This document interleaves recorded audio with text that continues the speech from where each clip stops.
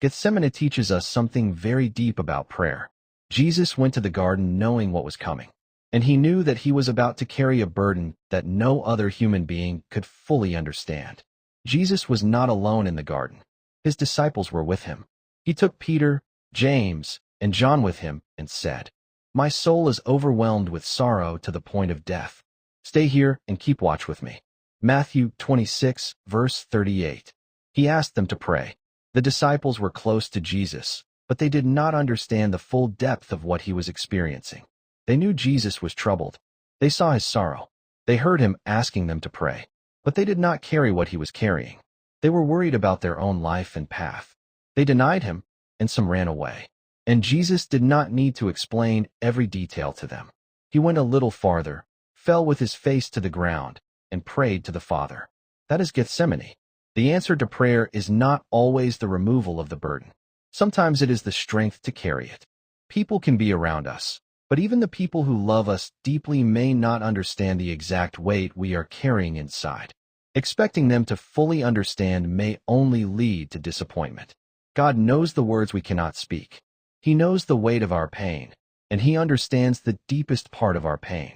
There are some battles and tears that we cannot completely explain to another person. Some genuinely try to understand and support us, and we should value their presence. They have their own lives to live.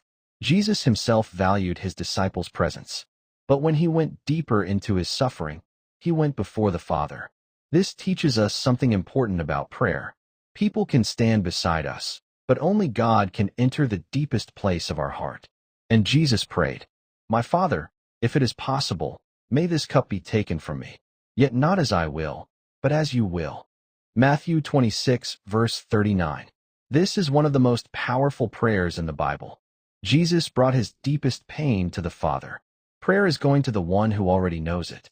When nobody understands the depth of what you are going through, God does.